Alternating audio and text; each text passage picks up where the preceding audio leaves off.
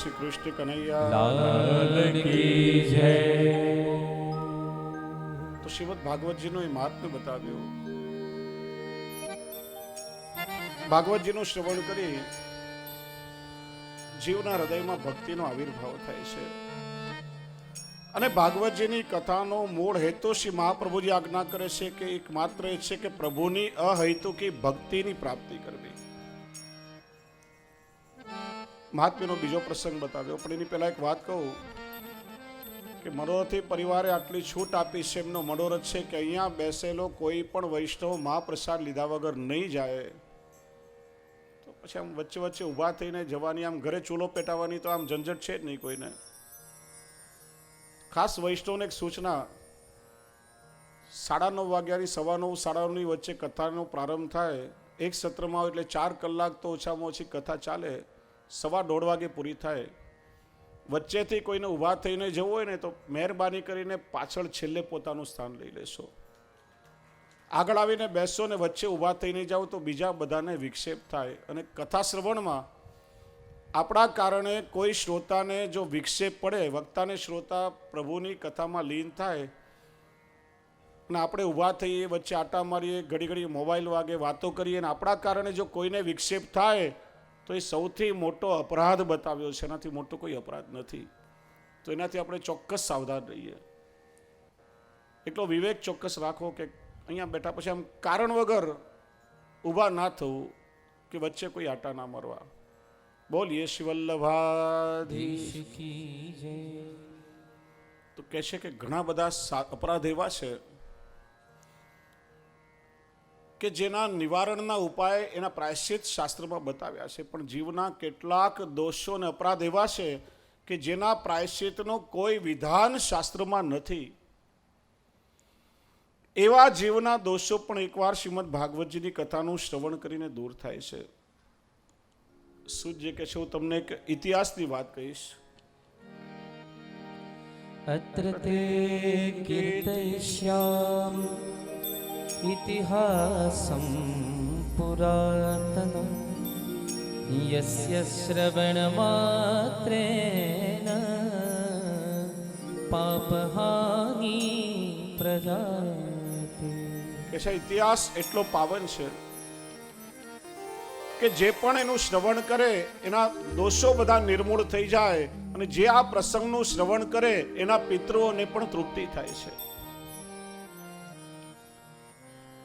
સુજી વર્ણન કરે છે, તુંગભદ્રા તટે પૂર્વમ અભૂત્પતનમુત્તમં યત્ર વર્ણાસ્વધર્મેણ સત્ય સત્કર્મ તત્પરા. તુંગભદ્રા નદીના તટ પર એક નગર, અને એમાં આત્મદેવ નામે એક બ્રાહ્મણ રહે. તુંગભદ્રા નદીનો તટ એટલે આપણો માનવ દેહ. આત્મદેવ એટલે જીવ. એના લગ્ન થયા છે ધુંધુલીની સાથે. ધુંધુલી એટલે ધુઆ પુઆ કરનારી આપણી બુદ્ધિ. આત્મદેવ સીધો સાધો સરળ તપોનિષ્ઠ બ્રાહ્મણ, પણ પેલી ધુંધુલી જિદ્દી અને પોતાનું ધાર્યું કરાવનારી સ્ત્રી. હું કહું એ જ ઘરમાં થવું જોઈએ, બીજા કોઈનું ના ચાલે. એના લક્ષણોનું વર્ણન આવે છે. સુવાક્ય સ્થાપિકા નિત્યમ સુંદરી સકુલોદ્ભવા લોકવાર્તા રતા ક્રૂરા પ્રાયસો બહુ જલ્પિકા સુરાચ ગૃહ કૃત્યેષુ કૃપણા કલહ પ્રિયા. ઉત્તમ બ્રાહ્મણ કુલમાં જન્મેલી, દેખાવમાં સુંદર પણ સ્વભાવથી અત્યંત ક્રૂર, ક્રોધી અને જિદ્દી અને લોક વ્યવહાર ખૂબ ગમતો, બડાઈખોર, ક્યારે ધર્મના કાર્યમાં એની રુચિ ના થાય. ઘરમાં બધું જ છે પણ કોઈ સંતાન નથી. કે છે ને, જીવના બુદ્ધિની સાથે લગ્ન થાય પણ વિવેક રૂપી સંતાન ન હોય તો એ જીવને મરવાનો વારો આવે. આત્મદેવ વિચારે, સંતાન વગરનું આવું જીવન જીવીને શું કરવું? આના કરતા હું મારી જાતને ખલાસ કરી નાખું. આત્મહત્યા કરવાનો વિચાર લઈ નદીના કિનારે આવ્યો. સામેથી કોઈ સંત આવી રહ્યા હતા. વિચાર્યું મરતા પેલા સંતના આશીર્વાદ લઈ લઉં, કદાચ ઉત્તમ ગતિ થાય. પગે પડ્યો. સંતે કુશળ સમાચાર પૂછ્યા. ધ્રુસકે રડવા લાગ્યો. મહારાજ, મારા ભાગ્યનું શું કહું? મારે તો કોઈ સંતાન નથી, પણ મારા ઘરના આંગણામાં બાંધેલી ગાયને પણ કોઈ વાછરડા થતા નથી. મારા આંગણામાં જે વૃક્ષો છે એમાં નથી કોઈ ફૂલ આવતા કે નથી ફળ ઉગતા. બહારથી ફળ લઈ આવો, ઘરમાં આવે ત્યાં બગડી જાય. મારા પિતૃઓ મારું તર્પણ પણ સ્વીકારતા નથી. આવું સંતાન વગરનું જીવન જીવીને શું કરું? મારા દેહને ખલાસ કરવો છે. સંત કહે, તું એટલા માટે રડે છે કે તને કોઈ સંતાન નથી, પણ આ સંસારમાં કેટલાક સંતાનોએ મા બાપને ઘરમાંથી કાઢી મૂક્યા ને બિચારાને ઘરડા ઘરમાં રહેવું પડે છે. સંતાનોના કારણે દુઃખી છે. તારું દુઃખ એટલું મોટું નથી. અને મને સ્પષ્ટ દેખાઈ રહ્યું છે કે આ જન્મમાં નહીં, આવતા 7 જન્મમાં તારા ભાગ્યમાં સંતાન નથી. દુઃખી ના થા, પ્રભુનું સ્મરણ કર. પણ પેલો પુત્ર કામનાથી દુઃખી માન્યો નહીં. સંતે વિચાર્યો, વાર્યો નહીં વળે તો હાર્યો વળશે. હાથમાં એક ફળ લીધું, અભિમંત્રિત કરી કોઈ દેવે આત્માનું આવાહન કર્યું. એ ફળ ધુંધુકારીને પેલા આત્મદેવને આપ્યું. કહ્યું કે આ ફળ ઘરે જઈને તારી પત્નીને ખવડાવી દેજે. 1 વર્ષ સુધી એક સમય ભોજન કરે, સત્ય તપ દયા અને દાનનું વ્રત કરે. સંતના આશીર્વાદ લઈ ઘરે આવ્યો. સંતની વાત સાંભળી આજ્ઞાનું પાલન ના કર્યું. કહ્યું તો કે ઘરે આવીને પત્નીને ખવડાવી દેજે. ખવડાવ્યું નહીં, હાથમાં આપ્યું. લે આ ફળ ખાઈ લેજે. ને સંતે બતાવ્યું એ વ્રત કહી દીધું. હાથમાં ફળ આવ્યું. દુર્બુદ્ધિ રૂપ ધુંધુલી જાત જાતના તર્ક વિતર્ક કરવા લાગી.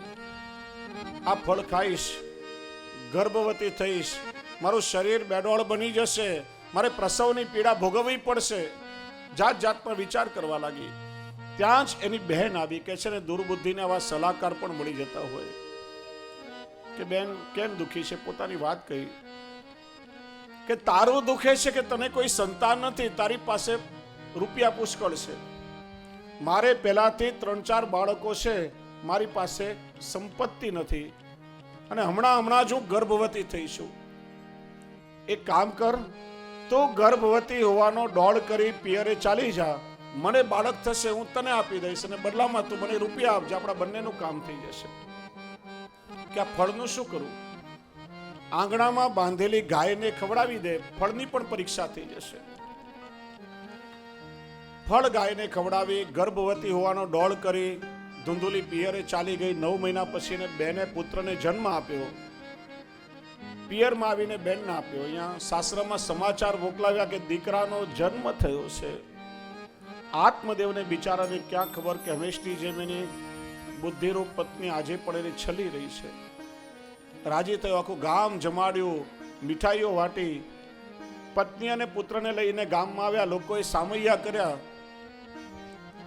થોડા સમય પછી ગાયે જે ફળ ખાધું હતું એને પણ એક સુંદર પુત્રને જન્મ આપ્યો. આખું શરીર મનુષ્યનું, કાન ગાય જેવા. નામ પડ્યું ગોકર્ણ. આત્મદેવ વિચારે મારા દીકરાનું નામ શું રાખું? ગોવિંદ રાખું, ગોપાલ રાખું, શ્યામ સુંદર રાખું? ધુંધુલ ક્યાં મારો દીકરો છે ને મારા નામથી એનો પરિચય થવો જોઈએ. નામ રાખ્યું ધુંધુકારી. ગોકર્ણજી નાનપણથી તપસ્વી, ધુંધુકારી નાનપણથી જ દુરાચારી હતો. એનું વર્ણન આવે, સ્નાન શૌચ દયાહીનો દુર્ભિક્ષક ક્રોધ વર્તિત. એનામાં કોઈ જાતના આચાર વિચાર નહીં, નાય ધોય નહીં. સ્વભાવથી એકદમ ક્રોધી. રાતના અંધારામાં નીકળે, ગરીબોના ઝૂંપડામાં આગ લગાડી દે. નાના બાળકો રમતા હોય ઉપાડીને કૂવામાં નાખી દે. એનું વર્ણન આવે, દુષ્પરિગ્રહ કરતા ચ શવ હસ્તે ન ભોજનમ. ખરાબ વસ્તુઓનો સંગ્રહ કરતો કૂતરાઓના ટોળા સાથે રખડ્યા કરે અને શબના હાથે ભોજન કરે. શબના હાથે ભોજન કરવો એનો અર્થ શું?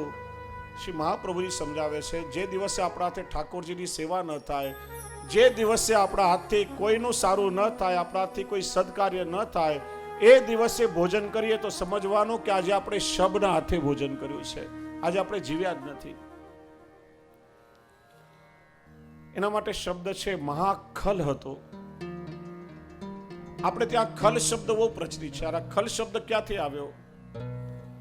સંસ્કૃતમાં તીર માટે શબ્દ છે વિશિખ અને સર્પ માટે વ્યાલ. તો વિશિખનો છેલ્લો અક્ષર ખ અને વ્યાલનો છેલ્લો અક્ષર લ બંને ભેગા કરી અને ખલ અક્ષર બન્યો. ખલ એટલે જેની વાણીમાં તીર જેવી વેધકતા હોય, જેની અંદર સર્પનું વિષ જેની બુદ્ધિમાં ભરેલું હોય અને સર્પ જેવી વેર વૃત્તિ જેનામાં રહેલી હોય, આ બધી જ વસ્તુઓ પેલા ધુંધુકારીમાં હતી. ખરાબ સંગમાં પડ્યો, ઘરનું બધું ખરાબ વાતાવરણ જોયું, ગૌકર્ણજી ઘર છોડીને તીર્થ કરવા નીકળી પડ્યા. ધુંધુકારી મોટો થયો, વેશ્યાઓનો સંગ કરવા લાગ્યો, એમની માગણીઓ પૂરી કરવા ઘરમાં ચોરી કરે. મા બાપે રોક્યા તો લાતની ઠોકરથી મા બાપને માર્યા. ત્યારે આત્મદેવ વિચારે, આના કરતા સંતાન નહીં હતો ત્યારે વધારે સુખી હતો, કમસે કમ પ્રભુનું નામ તો લેવાતું હતું. આવું સંતાન શું કામનું? ઘરની આ પરિસ્થિતિ જોઈ ત્યારે ગોકર્ણજી મહારાજ પિતાને સમજાવવા માટે આવ્યા છે. હે પિતાશ્રી, તમે જે પુત્રના મોહમાં છો એ પુત્રની લાતો ખાશો ત્યારે ખબર પડશે કે સંસારનો મોહ શું છે. માથે કાળ ભમી રહ્યો છે અને કાળ ધક્કો મારીને ઘર છોડાવે. એ પેલા સ્વેચ્છાએ ઘર છોડો. પૂછ્યું ઘર છોડો તો ક્યાં જાઓ? વનમાં. વનમાં જઈને શું કરું? અને એના ઉત્તરમાં ગોકર્ણજીએ જે શ્લોક કહ્યો બધાએ ખરેખર જીવનમાં ઉતારવા જેવો છે. આ શ્લોક એટલો અદ્ભુત છે કે જો આપણા જીવનમાં ઉતરી ગયો તો આખું જીવન સુખી બની જાય. કારણ કે વનમાં એક દિવસ આપણે બધાએ જવાનું છે.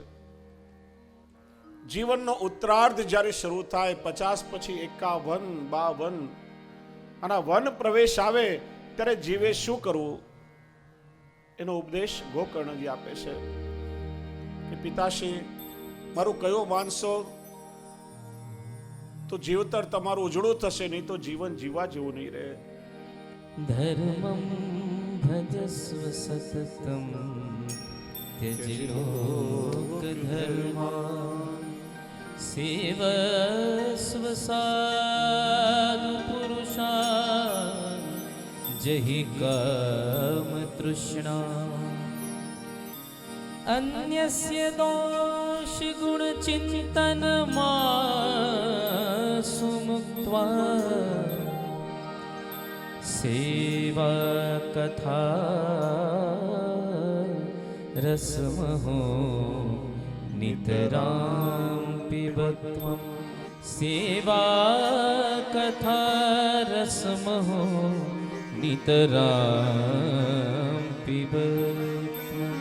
એટલો અદ્ભુત શ્લોક છે કે જીવનમાં ઉતરી જાય તો બધી તકલીફો ચાલી જાય. કે છે પિતાશ્રી, સૌથી પહેલા તો એ સાંભળો કે જ્યારે વનમાં પ્રવેશ કરો ત્યારે ઘરમાં શું થઈ રહ્યું છે, કોણ શું કહી રહ્યું છે, બધી ચર્ચા કરવાનું છોડી દો. વનમાં પ્રવેશ કરો ત્યારે હાથમાંથી માળા છૂટવી ન જોઈએ. બીજું, ઘરમાં કોઈની પાસેથી કોઈ અપેક્ષા ના રાખો. જેટલી અપેક્ષા એટલું દુઃખનું કારણ વધારે. બધા તમારી ઈચ્છાઓ પૂરી નહીં કરે. બીજું, ઘરના લોકોની ક્યારે પણ બહાર નિંદા ન કરો, નહીં તો ઘરમાં ક્લેશ થશે, દુઃખનું કારણ થશે.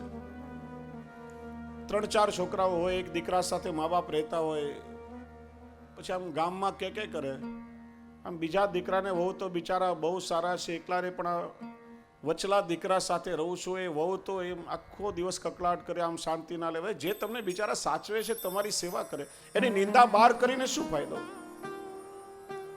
ઘરના લોકોને ક્યારે પણ બહાર નિંદા કરશો તો ઘરમાં ક્લેશ અને દુઃખનું કારણ થશે. કોણ શું કરી રહ્યું છે, કોણ શું વાતો, આ બધું ચર્ચા કરવાનું છોડી અને જીવનના અંતિમ સમયમાં ઉત્તરાવસ્થામાં તમારું મન પ્રભુમાં પરોવાયેલું રાખો. સેવા કથા રસમહો નિતરામ પીબત્વામ. આ જગતમાં બે જ રસ છે, એક પ્રભુનો સેવા રસ અને બીજો કથા રસ. સેવા રસ એટલે સંયોગ સુખની અનુભૂતિ અને કથા રસ એટલે પ્રભુના વિપ્રયોગની અનુભૂતિ. આ બે જ રસ જીવનમાં પીવા જેવા છે. આત્મદેવની સમજમાં આવી ગયું. વનમાં જઈ 10 સ્કંદના પાઠ કરી એને તો પ્રભુની પ્રાપ્તિ કરી લીધી. ઘરમાં ધુંધુલી એકલી થઈ. ધુંધુકારી ડરાવા ધમકાવા લાગ્યો અને છેવટે કુવામાં પડીને ધુંધુલીએ આપઘાત કર્યો છે. સત્સંગ અને દુસ્સંગનું પરિણામ અહીંયા બતાવ્યું.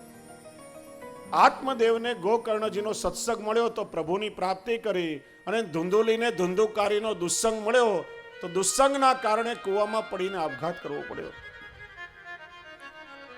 ધુંધુકારી સાવ એકલો થયો. પછી એને 5 વેશ્યાઓને પોતાના ઘરમાં રાખી. એની માગણીઓ પૂરી કરવા બહાર ચોરીઓ કરી. એકવાર રાજાના મહેલમાં ચોરી કરી. પૂછ્યું આ ધન ક્યાંથી લાવ્યો? કે તમારા માટે રાજાના મહેલમાં ચોરી કરી. વિચાર્યું આજે નહીં તો કાલે રાજાના સૈનિકો પકડશે, એની સાથે અમે પકડાશું. એના કરતાને મારીને ધન લઈને ચાલી જઈએ.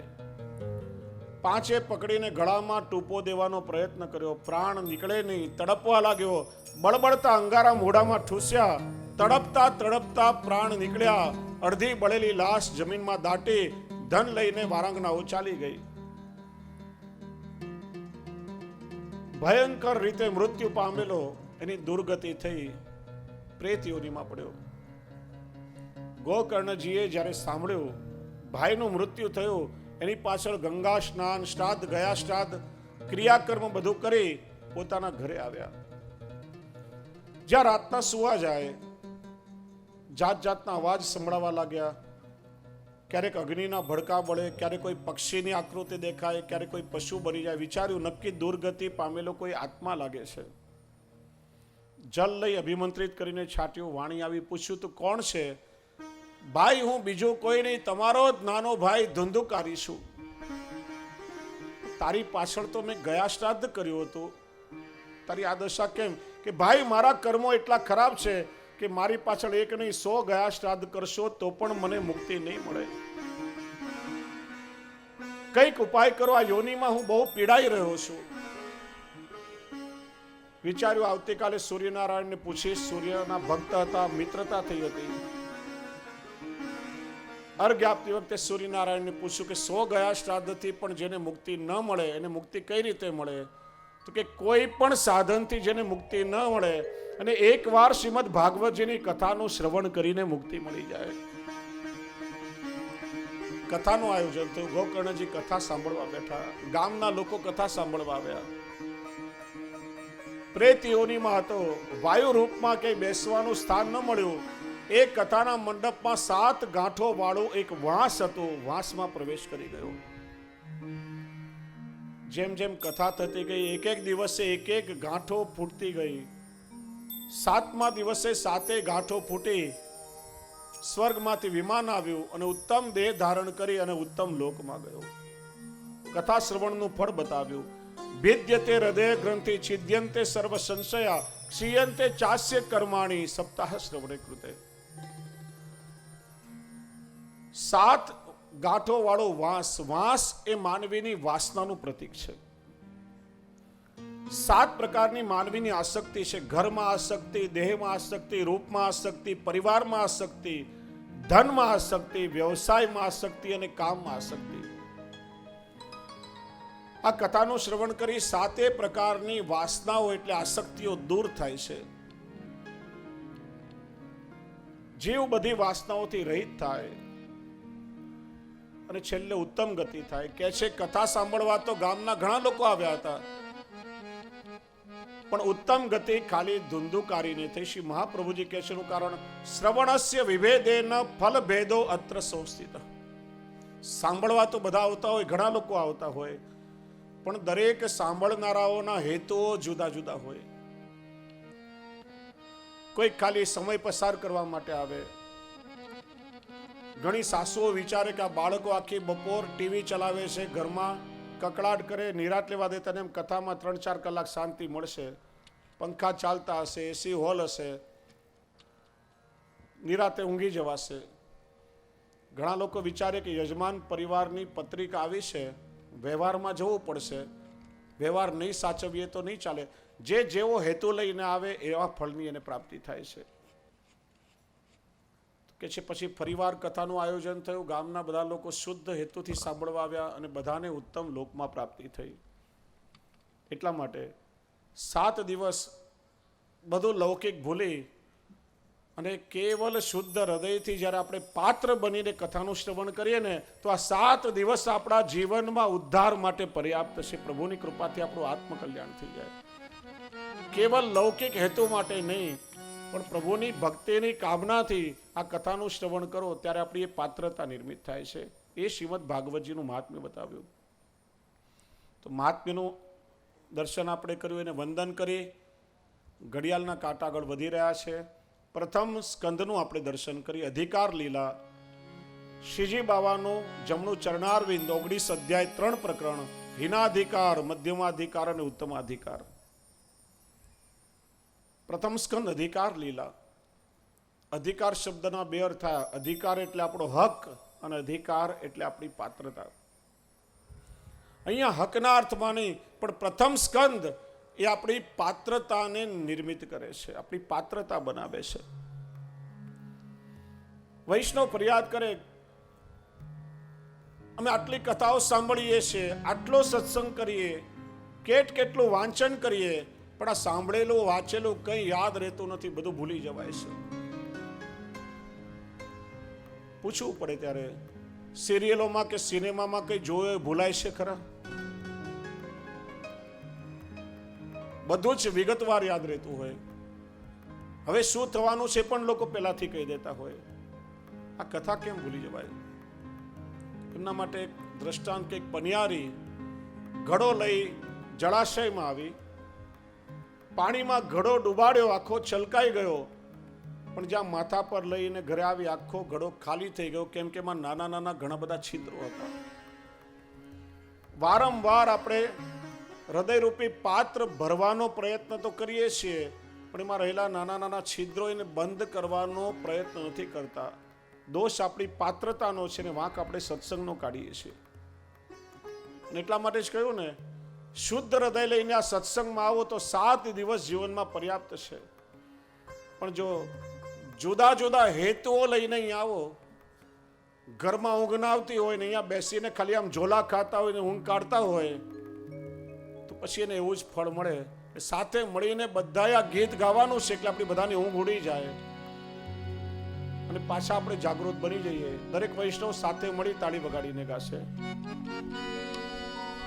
ઝોલા આવે મને ઝોલા આવે, કથા સાંભળતા મને ઝોલા આવે. હે આવે ઝોલા આવે રે મને ઝોલા આવે, કથા સાંભળતા મને ઝોલા આવે. રોજ સવારે સત્સંગમાં જાઉં છું, સત્સંગમાં જાઉં છું. વાંચે છે વલ્લભને ઝોલા હું ખાઉં છું.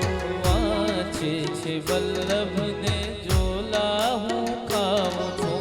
અવગુણ મોટો મારો કોણ ભૂલાવે, કથા સાંભળતા મને ઝોલા આવે. હે આવે ઝોલા આવે રે મને ઝોલા આવે, કથા સાંભળતા મને ઝોલા આવે.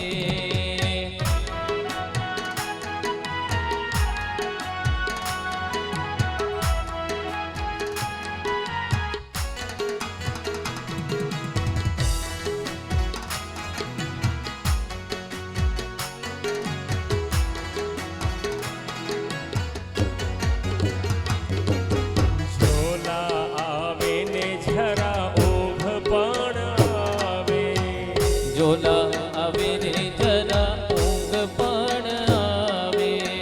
જગત જાણે કે ભાઈ સમાધિ લગાવે.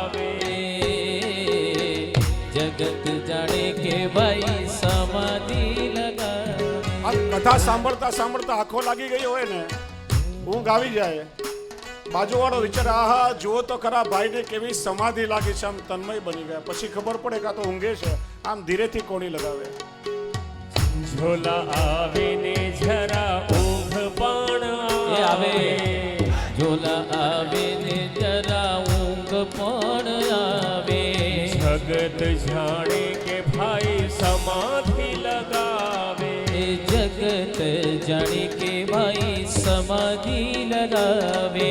એ આદત બુરી મારી કોણ તજાવે.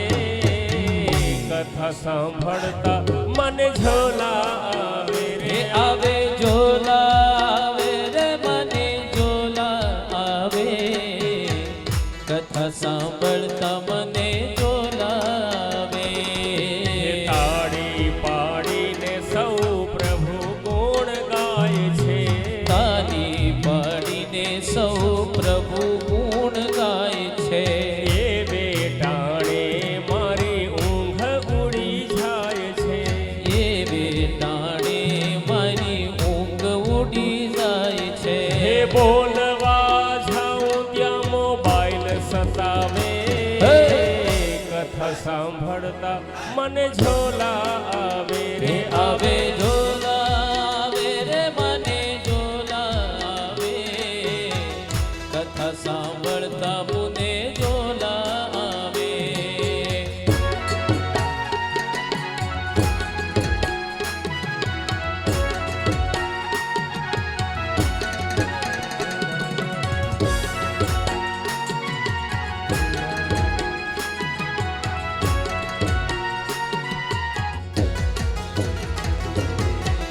કોઈ કહે તો મને કડવું એ લાગે. કોઈ કહે તો મને કડવું એ લાગે. સૂતેલો જીવ મારો કેમ કરી જાગે. પેલો જીવ મારો કેમ કરી જાગે. હે કૃપા કરીને કોઈ કોણી લગાવે. કથા સાંભળતા મને ઝોલા આવે. આવે ઝોલા આવે રે મને ઝોલા આવે. કથા સાંભળતા મને ઝોલા આવે. કહે પુરુષોત્તમ ઝોલા નવ ખાઈએ. કહે પુરુષોત્તમ ઝોલા નભ ખાઈએ. ઊંઘી જવાથી અમે 84 માં જઈએ. ઊંઘી જવાથી અમે 84 માં જઈએ. હે સાચી વાત નહીં, સાચી વાત નહીં કોઈ જણાવે. કથા સાંભળતા મને ઝોલા આવે રે આવે ઝોલા આવે રે મને ઝોલા આવે. કથા સાંભળતા મને ઝોલા આવે. હે ઝોલા આવે મને ઝોલા આવે. કથા સાંભળતા મને ઝોલા આવે રે આવે. ઝોલા આવે રે મને ઝોલા આવે રે મને ઝોલા આવે. આવે ઝોલા આવે મને ઝોલા આવે. કથા સાંભળતા મને ઝોલા આવે. હે કથા સાંભળતા મને ઝોલા આવે. એ તાળી પાડીને સૌ પ્રભુ ગુણ ગાય છે. તાળી પાડીને સૌ પ્રભુ ગુણ ગાય છે. તાળી તાળી પાડીને સૌ પ્રભુ ગુણ ગાય છે. તાળી પાડીને સૌ પ્રભુ ગુણ ગાય છે. તાળી પાડીને સૌ પ્રભુ ગુણ ગાય છે. તાળી પાડીને સૌ પ્રભુ ગુણ ગાય છે. એ બેટાને મારી ઊંઘ ઉડી જાય છે. એવે ટાણે મારી ઊંઘ ઉડી જાય છે. એ બોલવા જાવું ત્યાં મને બોલવા જાવું ત્યાં મને બોલવા જાવું ત્યાં મોબાઈલ સતાવે. કથા સાંભળતા મને ઝોલા આવે. હે આવે ઝોલા આવે રે આવે ઝોલા આવે. કથા સાંભળતા મને ઝોલા આવે. કથા સાંભળતા મને ઝોલા આવે. કથા સાંભળતા મને ઝોલા કથા સાંભળતા મને કથા સાંભળતા મને ઝોલા ઝોલા ઝોલા ઝોલા. ઊંઘ ઉડી ગઈ બધાની? હા કે ના? હા. પ્રથમ સ્કંદનું સૂક્ષ્મ હવે દર્શન કરીએ. જેવું જેનું હૃદયરૂપી પાત્ર, જેવો અધિકાર, તેવા ફળની પ્રાપ્તિ થાય. સ્વાતિ નક્ષત્રમાં વરસાદની બૂંદો વરસે, સર્પના મુખમાં જાય તો એ ઝેર બને, વિષ બને. દરિયામાં સુકતી છીપમાં પડે તો એમાં સાચા મોતી થાય. કેળના પત્ર પર પડે તો એમાં કપૂર થાય. અને ચાતક પક્ષીના મુખમાં આવે તો એને જીવન દેનારું અમૃત બની જાય છે. સ્વાતિ જલ બૂંદ જબ પરત હે જાહી में તાહી में હોત તેસો જુવાનો. એમ જેવું હૃદયરૂપી પાત્ર એવા ફળની પ્રાપ્તિ. 3 અધિકાર વક્તાને શ્રોતાના બતાવ્યા. હીન અધિકારમાં વક્તા સૂતજી છે, શ્રોતા સૌનક આદિ છે. મધ્યમ અધિકારમાં વક્તા નારદજી છે, શ્રોતા વ્યાસજી છે. ઉત્તમ અધિકારમાં વક્તા સુખદેવજી છે, શ્રોતા પરીક્ષિત છે. આપણે ઘણી કથાઓ શ્રવણ કરી, પણ પરીક્ષિત જેવું ઉત્તમ ફળ કેમ ના મળ્યું? કેમ કે આજે સાંભળનારા શ્રોતાઓમાં પરીક્ષિત બહુ ઓછા છે, પરીક્ષક બહુ વધારે છે. વક્તા કેવું કે છે, વક્તાને કેટલું જ્ઞાન છે, વક્તાની પરીક્ષા કરવા આવે. જો પરીક્ષિત બનીને આ કથામાં આવશો તો 7 દિવસ તમારા જીવનમાં પર્યાપ્ત છે. પ્રથમ સ્કંદ શ્રીજી બાવાનું ચરણારવિંદ છે, જે પ્રભુના ચરણમાંથી ગંગાજી પ્રગટ થયા, જેમના ચરણમાં 33 કોટી તીર્થ વસેલા છે. ધ્યાનથી સાંભળો, 33 કરોડ નહીં. આપણે જ ઘણીવાર આપણી અજ્ઞાનતાનું બધે પ્રદર્શન કરી. હિન્દુ ધર્મમાં 33 કરોડ દેવ છે ને 33 કરોડ તીર્થ છે. આ કરોડની સંખ્યા ક્યાં બતાવી? બહુ ખોટી સમજ છે. કોટી શબ્દના 2 અર્થ થાય. કોટી એટલે કરોડ પણ થાય ને કોટી એટલે પ્રકાર થાય. 33 કરોડ નહીં, 33 પ્રકારના દેવો અને તીર્થો છે. એ પ્રભુના ચરણમાં વસેલા છે. આ પ્રથમ સ્કંદથી એ ચરણારવિંદની અનુભૂતિ થાય. એટલે ભાગવતી યાત્રા એ ભગવાનના ચરણારવિંદથી લઈ અને પ્રભુના મુખારવિંદ સુધીની યાત્રા છે. પ્રભુના ચરણામૃતથી લઈ અને પ્રભુના અધરામૃત સુધીની અનુભૂતિ છે. મંગલાચરણનો પ્રારંભ કર્યો. 3 શ્લોકમાં મંગલાચરણ કર્યો. 3 શ્લોકમાં બીજ, વૃક્ષ અને ફળનો અનુભવ કરાવ્યો. જન્માદ્યસ્ય જકારથી મંગલાચરણ કે છે. સાહિત્યમાં જ અક્ષરથી કોઈ શરૂઆત ન થાય. જ અક્ષર દગ્ધાક્ષર બળેલો અક્ષર છે. પણ 3 સ્તુતિ ભાગવતજીમાં એવી છે જેનો પ્રારંભ જ અક્ષરથી થયો છે. 3જા સ્કંદમાં વારાનારાયણની સ્તુતિ, કર્મનિષ્ઠોની સ્તુતિ, જીતમ જીતમ તે જીતયજ્ઞ ભાવનમ, વેદ સ્તુતિ, જ્ઞાનનિષ્ઠોની સ્તુતિ, જય જય જય અજાન, ગોપી ગીત, ભક્તિનિષ્ઠોની સ્તુતિ, જયતિ તેધિકમ જન્મના વ્રજ. એનું કારણ જીવ પણ તાપત્રયથી બળેલો છે ને પ્રભુ આપ કૃપા કરીને અમારા ત્રિવિધ તાપ દૂર કરો. જન્માદ્યસ્ય યતોન્વયાદિ સૂક્ષ્મ આપણે સૌ દર્શન કરશું. જન્માદ્યસ્ય યતોન્વયાદિતરત ચાર્થેષ્વવિज्ञस्वरात् तेने ब्रह्मरुदायादिकवये मुह्यन्ति यत्सूरयः तेजो वारिमृदां यथा विनिमयो यत्र त्रिसर्गो मृषा नाम्ना स्वेन सदा निरस्तकुहकं सत्यं परं धीमहि. શ્રી મહાપ્રભુજી સુબોધબીજીમાં જન્માદ્યસ્ય પદનો અર્થ કરે છે. જન્મ આદ્યસ્ય આકાશસ્ય.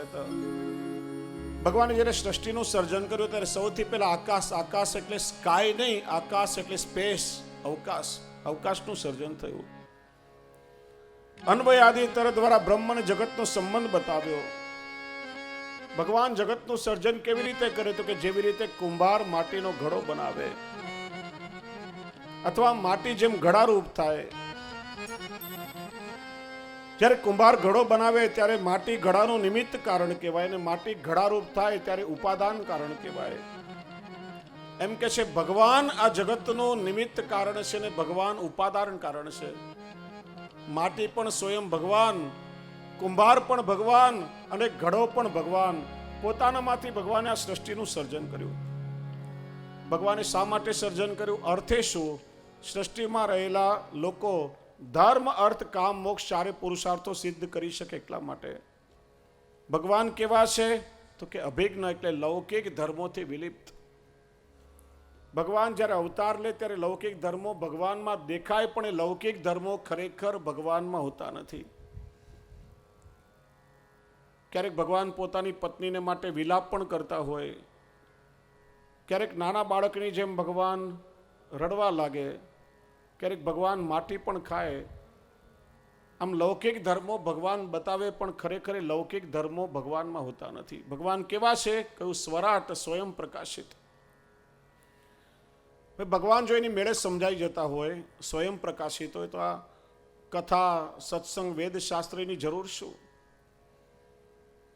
તો કે ભગવાન જ્યારે કોઈ દેહ ધારણ કરીને અવતાર લેશે ત્યારે એટલી અદ્ભુત રીતે ભગવાન પોતાનું પાત્ર ભજવે છે કે જો ભગવાનની લીલાનું જ્ઞાન ન હોય તો ભગવાનની લીલામાં જીવની બુદ્ધિ મોહિત થઈ જાય. શું અહિલ્યામાંથી પથ્થર ને પથ્થરમાંથી અહિલ્યા બને?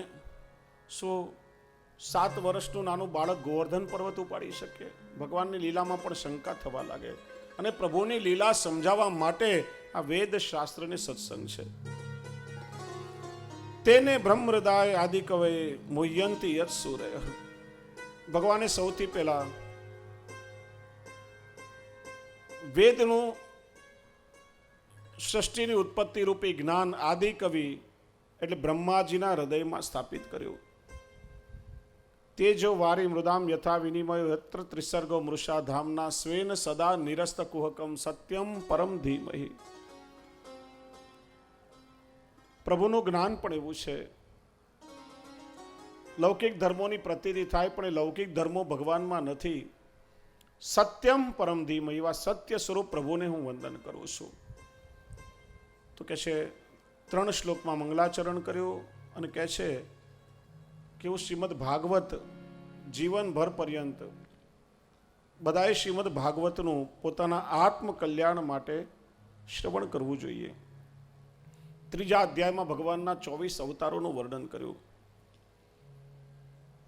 જેમ ડાર્વિનનો ઉત્ક્રાંતિવાદ છે એમ ક્રમબદ્ધ ભગવાને અવતાર ધારણ કર્યા છે.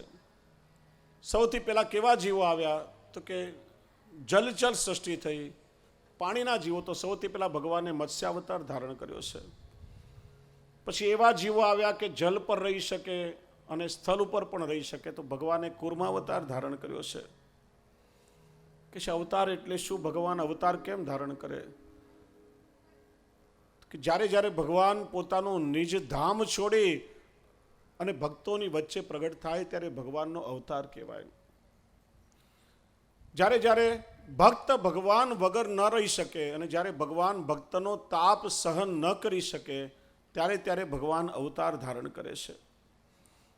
4થા અધ્યાયમાં પ્રશ્ન પૂછાયો, ભાગવતની રચના કોણે કરી, ક્યારે કરી, કોની પ્રેરણાથી? એના ઉત્તરમાં કહ્યું દ્વાપરે સમનો પ્રાપ્તે તૃતીય યુગ પર્યે. 3જા દ્વાપર યુગની સમાપ્તિનો સમય છે. વ્યાસજી સરસ્વતી નદીના કિનારા પર બેઠા છે, દ્રષ્ટિ કરી છે કલિયુગના જીવો પર. વિચાર્યું આ કલિયુગના દોષોથી ભરેલા જીવો પ્રભુની સન્મુખ કઈ રીતે થઈ શકશે? વેદો બહુ કઠિન છે, ગહન છે. વિચારી વેદોના વિભાગ કર્યા. સ્ત્રી અને શૂદ્રને વેદનો અધિકાર નથી, એમના માટે મહાભારતની રચના કરી. જન સાધારણ માટે 17 પુરાણોની રચના કરી, પણ હજી એમના મનને શાંતિ નથી. બધા જ જાણે છે કે નારદજી આવીને ઉપદેશ આપ્યો, પછી વ્યાસજીએ ભાગવતની રચના કરી. પ્રશ્ન થાય કે જો વ્યાસજી ભાગવતને જાણતા નહીં હતા તો 17 પુરાણોની રચના તો પહેલા થઈ ચૂકી હતી. આપણે જે મહાત્મ્યમાં 6 શ્લોક સાંભળ્યા એ પદ્મ પુરાણનું મહાત્મ્ય છે. સ્કંદ પુરાણમાં 4 અધ્યાયમાં છે, વાયુ પુરાણમાં છે, કૌશિકી સંહિતામાં છે, મત્સ્ય પુરાણમાં પણ ભાગવતનું મહાત્મ્ય બતાવ્યું. જો વ્યાસજી ભાગવત ન જાણતા હોય તો ભાગવતનું મહાત્મ્ય આ બધા પુરાણમાં કેવી રીતે લખાયું? કે છે વ્યાસજી ભાગવત જાણતા હતા, પણ હજી સુધી ગુરુના મુખથી શ્રવણ કર્યું નથી. અને જ્યાં સુધી ગુરુના મુખથી શ્રવણ ન કરીએ ત્યાં સુધી એ જ્ઞાન જીવને ફલિત થતું નથી. પ્રસંગને યાદ કરો, શ્રાવણ સુદ એકાદશીના દિવસે પ્રભુએ સ્વયં પોતે પ્રગટ થઈ શ્રી મહાપ્રભુજીને મધ્યરાત્રિના સમયમાં બ્રહ્મ સંબંધ આપ્યું. લીલાના સાક્ષીરૂપ દામોદરદાસ સરસાણીજી પાસે જ અર્ધ જાગૃત અવસ્થામાં પોડી રહ્યા હતા. આખી ઘટના નિહાળી પ્રભુની વાણીનું શ્રવણ પણ કર્યું અને શ્રી મહાપ્રભુજી પૂછ્યું, દમલા તેને કશું સુન્યો ખરી? વિવેકથી કહ્યું, કૃપાના સુન્યો ખરી, પરંતુ સમજ્યો કશું નહીં. પ્રભુની વાણી છે ગૂઢ હોય ને જ્યાં સુધી ગુરુ કૃપા કરીને ન સમજાવે ત્યાં સુધી એ ભગવદ વાણી જીવના સમજમાં આવતી નથી. ભાગવત એ ભગવત વાણી છે, હજી સુધી ગુરુના મુખથી શ્રવણ થયું નથી અને એટલા માટે વ્યાસજીને એ ફલિત થયું નથી. કે છે વ્યાસજીના મનમાં શંકા થઈ છે. એવું લાગી રહ્યું છે કે જેના માટે મારો અવતાર છે, અવતાર કાર્ય હજી અધૂરું છે. એ સમયે ભગવાને નારદજીને મોકલ્યા. નારદજી વ્યાસજીના આશ્રમમાં આવ્યા અને વ્યાસજી પ્રસન્ન થઈ ગયા. આજે મારું અહોભાગ્ય કે મારા ઘરે આજે ભગવદીય પધાર્યા છે. ભગવદીઓ ક્યારે અકારણ ન પધારે. જેમ કોઈ વીઆઈપી કોઈ મિનિસ્ટર આવવાના હોય એના આવતા પહેલા એના પાયલટ આવી જતા હોય, એ સૂચના આપે કે પાછળ પાછળ વીઆઈપી આવી રહ્યા છે. એમ ભગવદીઓ એ ભગવાનના પધારવાની વધાઈ છે. આજે ભગવદીઓ મારા ઘરે પધાર્યા તો કાલે એની પાછળ પાછળ ભગવાન પણ ચોક્કસ મારા ઘરે પધારશે. ના, ભગવદીઓ ભગવાનનું મન કહેવાય છે.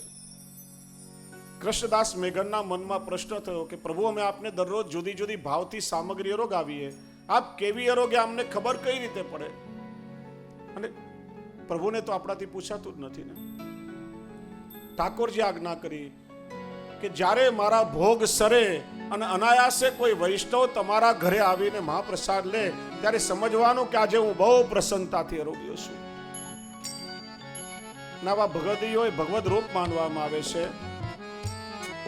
આ ભગવદીઓનું સ્વરૂપ શ્રી હરિરાયજી વલ્લભ સાખીમાં બતાવે છે. હરિ બડે હરિજન બડે और बड़े हरि के दास हरिजन सो हरि पावही जो है इनके पास. हरि बड़े हरिजन बड़े बड़े है हरि के दास.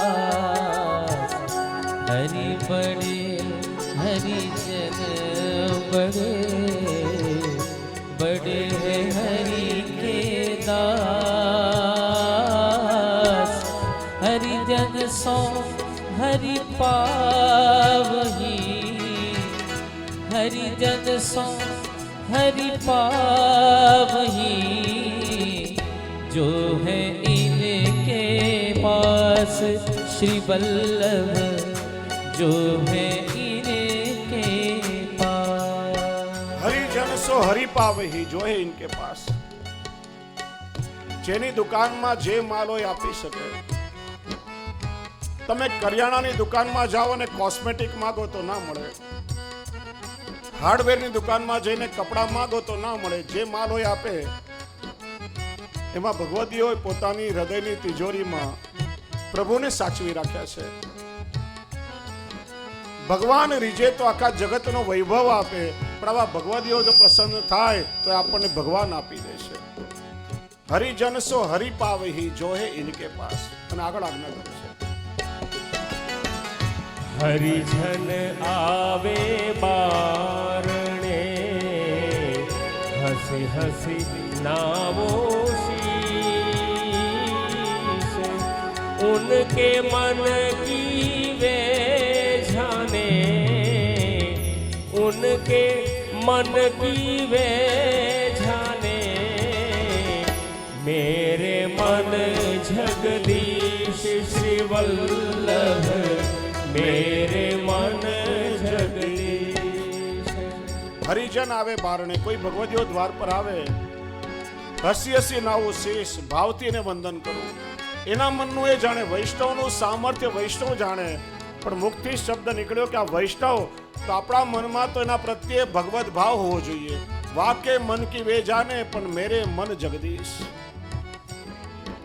અને એવા વૈષ્ણવ જ્યારે ઘરે આવે ત્યારે કઈ રીતે એવા ભગવદીઓનું સ્વાગત કરવું એ શ્રી હરિરાયજી બતાવે છે. घर आवे वैष्णव वही घर आवे वैष्णव जब ही दीजे चार रतन आसन जलवाणी मधुर आसन जलवाणी मधुर यथाशक्ति सोअन्न श्री वल्लभ यथाशक्ति सोअन्न ચાર પ્રકારે यथाशक्ति सोअन्न વૈષ્ણવનું ચાર પ્રકારે સન્માન કરો. ઘર આવે વૈષ્ણવ જબી દીજે ચાર રતન. આસન, બેસવા માટે આસન આપો. જલ, જે ઠાકોરજીનો ગયા જારીજીના જલથી સન્માન કરો. બહાર કંઈ નહીં લેતા હોય તો ના પાડશે, પૂછવામાં શું વાંધો. અને તમારા ઘરનું જલ જો ભગવદી હોય લઈ લીધું તો તમારો બેડો પાર થઈ જશે. આસન, જલ, વાણી મધુર, મધુર વાણીથી સ્વાગત કરો. એવું નહીં આમ 2 વાગ્યાને ઊંઘવા દેતા નથી ને આ ગમે તે ટાઈમે હાલી મળ્યા છે ને આમ કોઈની ઊંઘ બગાડાય. ભગવદીઓનું મન દુખશે તો ઠાકોરજીનું મન દુખશે. ભગવદીઓ ભગવાનનું મન છે. મધુર વચનોથી સ્વાગત કરો. મારા હોભાગ્ય કે આજે મારા ઘરે ભગવદીઓ પધાર્યા. ઓર યથાશક્તિ સો અન્ન, જે કઈ લીલો મેવો સૂકો મેવો દૂધગર સખડી અને સખડી પ્રભુને ધર્યા હોય એ ઠાકોરજીના મહાપ્રસાદ દ્વારા આવા વૈષ્ણવનું સમાધાન કરો. આવા ભગવદીઓ બહુ વિલક્ષણ છે. અને નારદજી એવા ભગવદી આજે અનાયાસે ઘરે પધાર્યા. વ્યાસજી પ્રસન્ન થઈ ગયા. આજે મારો અહોભાગ્ય કો જાને કો પુણ્ય ઉદય ભયો મેરે ઘર જુ પધારે આયે મેરે નંદ નંદન કે પ્યારે. આજે મારા પ્રભુના પ્યારા ઘરે પધાર્યા છે. વ્યાસજી પૂછવા લાગ્યા, મારા મનમાં એક શંકા છે. વેદોના વિભાગ કર્યા, 17 પુરાણો રચ્યા, મહાભારતની રચના, પણ મને એવું લાગે છે જેના માટે મારો અવતાર થયો, અવતાર કાર્ય જે અધૂરું છે. કઈ રીતે જાણું શેના માટે મારો અવતાર થયો? નારદજી કે વ્યાસજી, પ્રભુની ઈચ્છા છે કે આપના દ્વારા એવા કોઈ ગ્રંથની રચના થાય કે જેનું શ્રવણ કરી અને જગતની પાછળ ભાગતા જીવો જગદીશની પાછળ ભાગતા થઈ જાય. શું કરું? કયો ગ્રંથ રચવું? તો એવી કોઈ રચના કરો કે જેનું શ્રવણ કરી સંસારની આસક્તિ જીવોની છૂટે. તો કે કઈ રીતે કરું? તો કઈશ તો નહીં સમજાય. મારા જીવનમાં જે સત્સંગનો અનુભવ મેં કર્યો એ તમને કહું છું. ગયા જન્મમાં હું દાસીનો પુત્ર હતો. ન મારા જીવનમાં કોઈ આચાર વિચાર, ન વિવેક, ન મારામાં કોઈ શ્રદ્ધા. પણ કે છે ને, પ્રભુ જ્યારે કૃપા કરીને વરણ કરવાનો વિચાર કરે ક્યારેક જીવની પાત્રતા પણ જોતા નથી. કદાચ પ્રભુએ મારું વરણ કરવાનો વિચાર કર્યો હશે. ચાતુર્માસ આવ્યો અને મારા ગામમાં એક સંત મહાપુરુષ રોકાવા આવ્યા. ગામના લોકોએ મને ને મારી માને કહ્યું કે તમારે મા દીકરાયા સંતની સેવામાં રહેવાનું છે. મને એમનામાં કોઈ શ્રદ્ધા નહીં, પણ લોકોના કહેવાથી મા દીકરો એમની સેવા કરવા લાગ્યા. જેમ જેમ એમની સેવા કરતો ગયો તેમ તેમ મારા જીવનમાં પરિવર્તન આવ્યું. પછી તો એમના જાગતા પહેલા હું જાગી જતો, પૂજા કરવા બેસે ત્યારે ફલ ફૂલ લઈને આવતો, પોળે ત્યારે હું એમની ચરણ સેવા કરતો. એમના જીવનથી, એમના સંગથી મારા જીવનમાં મોટું પરિવર્તન આવ્યું. એક દિવસ એમણે પોતાનું ઉચ્છિષ્ટ અધરામૃત મને ભોજન કરવા આપ્યું અને એ ખાવાથી મારા જીવનના સઘળા દોષ ચાલ્યા ગયા. ગુરુનું ઉચ્છિષ્ટ ખાવાની આ પરંપરા અનાદિકાલથી આપણે ત્યાં ચાલતી આવી છે. એટલા માટે જ અધરામૃત કહેવાય છે કે અમૃતથી આપણા જીવનના સઘળા દોષ ચાલ્યા જાય. પછી એમણે મારું નામ હરિદાસ રાખ્યું. એવો રંગ મારા જીવનમાં એમના સંગનો લાગ્યો. જોત જોતામાં ચાતુર્માસ પૂરો થયો. સંતે કહ્યું કે આવતીકાલે અમે વિદાય લેશું. ના સાંભળી મારી છાતી પર વજ્રાઘાત થયો. અરે છોડીને જવું હતું તો પ્રીત શા માટે જોડી? મારામાં એવું સામર્થ્ય નથી કે તમારા વગર હું રહી શકું. મનમાં લાગ્યું સંતોમાં ને દુર્જનોમાં કઈ જાજો ફરક નથી. દુર્જનો જ્યારે આવે ત્યારે દુઃખી કરે અને સંતો છોડીને જાય ત્યારે દુઃખી કરે છે. મેં કહ્યું કે મને પોતાની સાથે લઈ જાઓ અથવા મારા પ્રાણ લો, પણ તમારા વગર નહીં રહી શકું. ત્યારે એમણે કહ્યું, જો હરિદાસ, તારે અહીંયા રહીને તારી માની સેવા કરીને માનું ઋણ ચૂકવવાનું છે. જો માનું ઋણ રહી જશે તો બીજો જન્મ લેવો પડશે. હું તને એક મંત્ર આપું છું, એ મંત્રનો જપ કર, 32 લાખ જપ થશે ત્યારે પ્રભુ કૃપા કરીને દર્શન આપશે. પણ જોજે, મન તારું ધ્યાન મંત્રમાં રાખજે, ધ્યાન ગણતરીમાં નહીં રાખતો. પ્રભુને લાગશે કે 32 લાખ પૂરા થયા તો કાલે જ દર્શન થઈ જશે, અને પ્રભુને લાગશે કે હજી પૂરા નથી થયા તો કદાચ જન્મ પણ લેવા પડે. ધ્યાન ગણતરીમાં નહીં, જપમાં રાખજે. આશીર્વાદ આપી સંત ચાલ્યા ગયા. હરિદાસ ઘર મારીને માની સેવા કરવા લાગ્યા. એકવાર માં ક્યાંય જઈ રહી હતી, સર્પનો દંશ થવાથી માનું મૃત્યુ થયું. ઘરની બધી સંપત્તિ માતાની પાછળ ક્રિયાકર્મમાં વાપરી હરિદાસ એ માર્ગ પર ચાલી નીકળ્યા જેમના જીવનનું લક્ષ્ય હતું. ચાલતા જાય છે, પ્રભુનું નામ લેતા જાય છે, પગમાં છાલા પડી ગયા છે. વિચારે છે, ચલતે ચલતે પૂછા મુझको मेरे पैर के छालों ने, बस्ती कितनी दूर बसा ली दिल में बसने वालों ने. હૃદયમાં વસવા વાળા આજે ક્યાં બસી ગયા. ચાલતા ચાલતા વ્રજમાં આવ્યા, એક વૃક્ષ નીચે ઉભા રહ્યા, નેત્રો બંધ છે, પ્રભુનું સ્મરણ થઈ રહ્યું છે. ત્યાં વાંસળીનો સ્વર સંભળાયો. એવો અનુભવ થયો, પીતાંબર ધારી શ્યામ વર્ણનું નાનું બાળક વાંસળી વગાડીને નૃત્ય કરતા કરતા એમને પોકારી રહ્યો હોય. ઝબકીને આંખો ખોલી, એ બાળક અંતર્ધાન થઈ ગયું. વિચાર્યું, આ કોઈ દેવની માયા કે મારા ચિત્તનો ભ્રમ હતો, શું હતું? ત્યાં આકાશવાણી સંભળાઈ, હે વત્સ, બંધ આંખોથી મેં આજે તને દર્શન આપ્યા, પણ મારા પ્રત્યક્ષ દર્શન કરવામાં હજી સમય લાગશે, કેમ કે તારી અંદર હજી થોડી સૂક્ષ્મ વાસનાઓ બાકી છે. પછી નારદજી કે એ દેહનો ત્યાગ કરતા પહેલા આત્માની અમરતા અને શરીરની નશ્વરતાનું જ્ઞાન મને થઈ ચૂક્યું, અને ગયા જન્મના સત્સંગના કારણે બ્રહ્માજીના માનસ પુત્રના રૂપમાં મારો જન્મ થયો, અને જે પ્રભુના દર્શન દેવોને દુર્લભે પ્રભુના દર્શન મને ગમે ત્યારે સુલભ થઈ ગયા. એકવાર પ્રભુના નિત્ય લીલા ધામમાં ગયો. રાધાજીએ મારા હાથમાં સુંદર વીણા આપી. કહ્યું, લે નારદ, આ વીણા લઈ સમગ્ર બ્રહ્માંડમાં વિચરણ કર, અને મારાથી વિખૂટા પડેલા જીવોને પાછા પ્રભુની સન્મુખ કરતો જા. નારદજી કે ત્યારથી આ વીણા લઈને હું સર્વત્ર વિચરણ કરું, અને પ્રભુથી વિખૂટા પડેલા જીવો એને વીણી વીણીને પાછા પ્રભુ સુધી પહોંચાડું છું. હે વ્યાસજી, સત્સંગથી જીવનમાં મને આ ફળ મળ્યું, તમે એવા કોઈ ગ્રંથની રચના કરો જેનું શ્રવણ કરી સંસારની આસક્તિ છૂટેને જીવ પ્રભુની સન્મુખ થાય. પૂછું, કેવી રીતે કરવું? તો કે તમે સમાધિમાં બેસો અને જે લીલાનો અનુભવ થાય એ લીલાનું વર્ણન કરો. વ્યાસજી સમાધિમાં બેઠા, પ્રભુની લીલાઓનું દર્શન થવા લાગ્યું, અને જે લીલાનો અનુભવ થયો એ લીલાઓનું વર્ણન વ્યાસજીનું મન કહી રહ્યું છે કે વલ્લભ ગુણ ગાવા રે ગાવા. આજે લીલાનો અનુભવ તો થયો, પણ વલ્લભ એટલે વાલા, અને એ મારા વાલાના ગુણગાન હવે મને ગાઈ લેવા દે, કારણ કે આ અવસરિયા પાછા નહીં મળે, અવસરિયા નહીં મળે. આવા જીવનમાં સમય મળ્યો તો એ સમયનો સદુપયોગ કરી લેવો જોઈએ. કાલનો વિચાર કરતા રહીએ તો કાલ આવશે કે નહીં, સવાર પડવાની કે નહીં, કોઈની ખબર નથી. જ્યારે જીવનમાં કોઈ સારો કાર્ય કરવા માટે મનમાં સંકલ્પ થાય ત્યારે જીવનમાં વ્યક્તિએ સદકર્મ કરી લેવું જોઈએ. અને રીતે શ્રીમદ ભાગવતની રચના થઈ. વ્યાસજીનું મન કહી રહ્યું છે કે વલ્લભ ગુણ ગાવા રે ગાવા.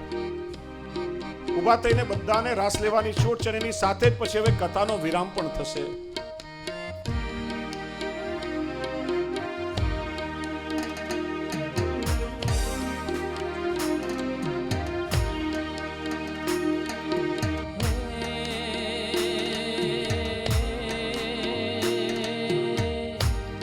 અવસરિયા નહીં આવે આવારે આવારે આવારે, વલ્લભ ગુણ ગાવારે ગાવારે વલ્લભ. બધા જ ભાવથી તાળી વગાડી દેવા, જેટલા બેઠા છો એ બધા તાળી વગાડી દેવા.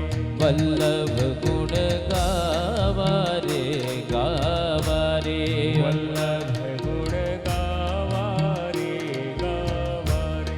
અવસરિયા નહીં આવે આવારે આવારે આવારે, વલ્લભ ગુણ ગાવારે ગાવારે વલ્લભ ગુણ ગાવારે ગાવારે.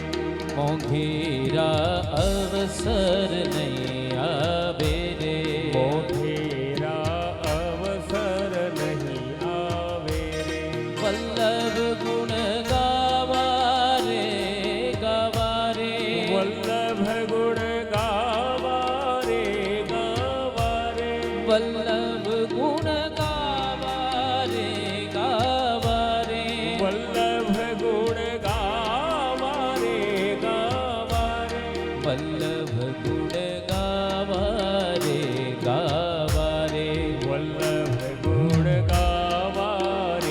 જય હો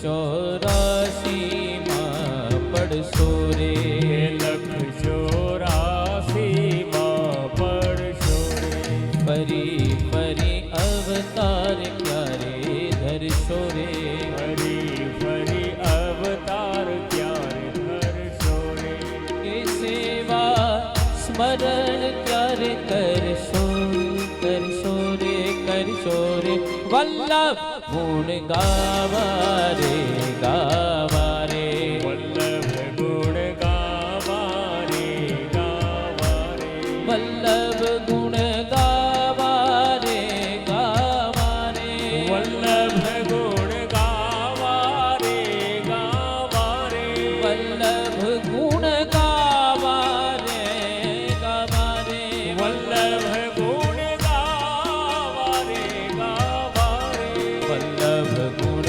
ગાવા રે ગાવા રે વલ્લભ ગુણ ગાવા રે ગાવા રે જય હો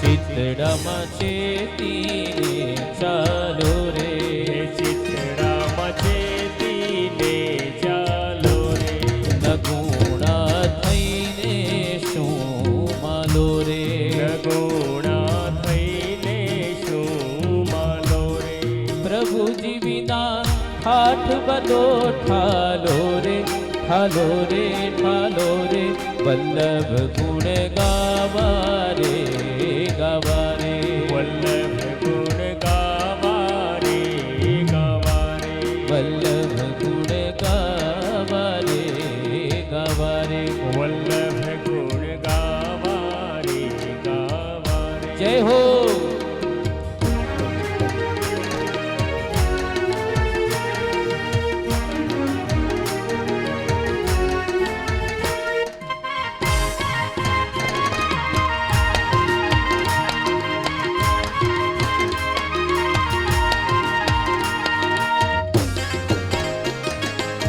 જય હો